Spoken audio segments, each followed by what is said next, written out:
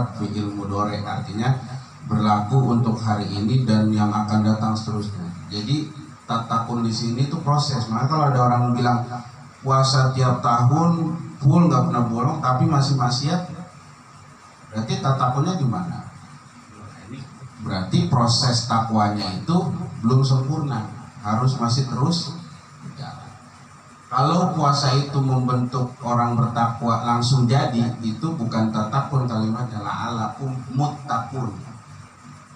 Muslimun itu kan langsung jadi orang Islam.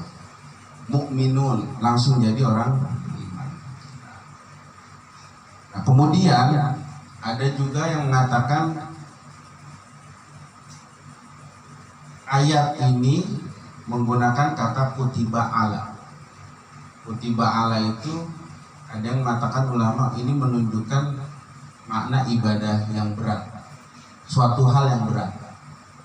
Ambil contoh ayat lain, misalkan kutiba alaikumul qital, telah ditetapkan, diwajibkan kepada kalian untuk berperang. Zaman dulu ya, bukan sekarang. Nah, perang itu kan berat, taruhannya nyawa. Ada lagi ayat lain, kutiba alaikumul qisos, telah ditetapkan, diwajibkan untukmu qisos, hukum setimpal, hukum dalam Islam. Itu juga kan berat, taruhannya juga nyawa, minimal cacat. Nah, ternyata puasa juga menggunakan kata kutiba alaikumus siyam. Berarti sebetulnya puasa itu berat. Kalau puasanya nanti kita lihat di filosofinya, puasa yang seperti apa. Kalau sekedar nahan lapar, haus, dan nahan bersenggama dengan istri, itu mah mudah gitu. Makanya kalau Profesor Quraisyab itu bilang bedanya asyam dengan as-saum. Kalau asyam itu sebatas nahan makan, minum, dan gak bersenggama. Secara fikih syaratnya itu terpenuhi, sah puasa kita. Itu syam. Tapi kalau as-saum lebih umum lagi, bukan cuma itu yang ditahan. Mulutnya ditahan, tangannya ditahan, matanya ditahan, itu nanti masuknya ke situ. Kemudian wafis sahih maknahu, maknahu la'alakum tattaqun an-nar bisawmi. Maknanya itu agar kamu bertakwa, agar terhindar dari api neraka bisawmihi, dengan ibadah puasa kita. Fa inna sawmahu sababun li ghufrani dzunubil mujibati linnar. Karena sesungguhnya puasa itu sebab terampuninya dosa yang menyebabkan ke neraka. Wafis sahihaini, dan di dalam dua hadis sahih. Kalau disebut sahihaini, dua hadis sahih itu maksudnya hadis Bukhari dan hadis Muslim yang muktabar. Anin Nabi sallallahu alaihi wasallam annahu qala, ini tentang rukun Islam ya. Bunyal Islamu ala khamsin, ada 5. Ala an ta'budallah wa takfura ma dunihi. Kau menyembah Allah dan menafikan yang lainnya. Wa iqamis shalah, mendirikan salat, wa itaiz zakat, menunaikan zakat, wa hajjil bait, dan menunaikan haji, wa shaumi Ramadan, dan berpuasa di bulan Ramadan. Jadi itu rukun Islam. Jadi ini tentang kewajibannya. Nah, yang selanjutnya al-faslu tsani, pasal kedua, fi fadhailihi, tentang keutamaannya. Nah, ini kita lihat ya. Lisaumi fawaidun, bagi ibadah puasa itu punya banyak faedah. Fawaid, jamak dari faedah. Apa aja? Pertama, raf'ud darajat, menaikkan derajat. Wa takfirul khoti'at, menghapus dosa-dosa kecil. Kalau khoti'at itu dosa-dosa kecil. Kalau kabair itu dosa besar. Nah, dosa yang dihapus dengan ibadah puasa itu hanya khoti'at, dosa kecil. Dosa kecil itu apa ya? Dosa bohong, dusta, ya, ghibah, namimah, berantem, itu dosa-dosa kecil ya. Kalau dosa besar nggak bisa, hanya dengan taubat. Apa aja dosa besar ya? Setidaknya yang 7 yang Nabi sebutkan tuh. Ijtanibus sab'al mubiqat, jauhkanlah 7 yang membinasakan. Apa? Syirik, zina, kemudian uququl walidain, durhaka sama orang tua, kemudian menuduh orang berzina, terus sumpah palsu, ya, pemimpin yang dolim itu termasuk peserta. Wakasru syahwat, dan memecah syahwat, itu faedah selanjutnya.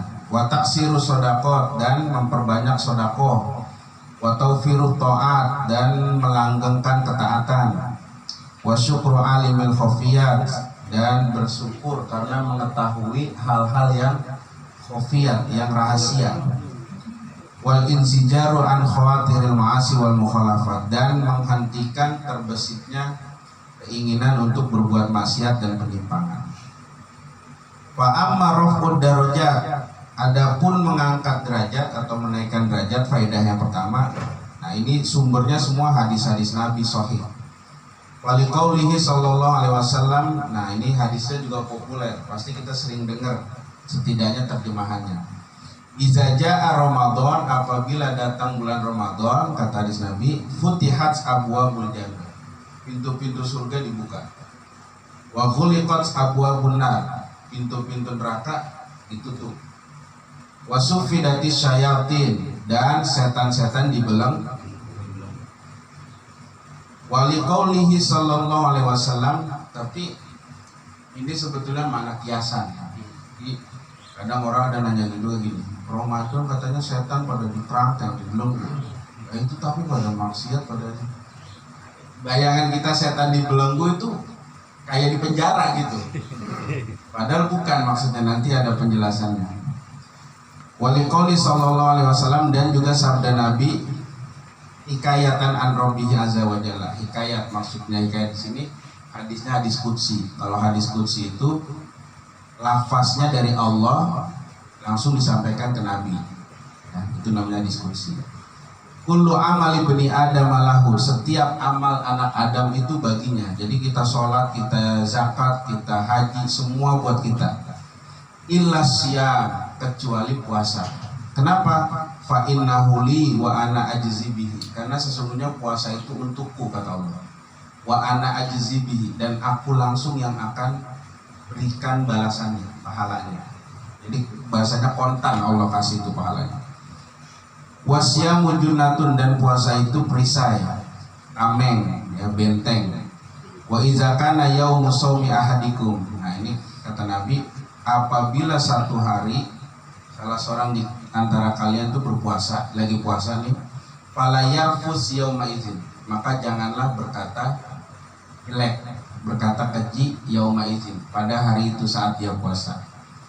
Wala yaskhab, dan jangan mencela, jangan mencaci, jangan ngatain orang.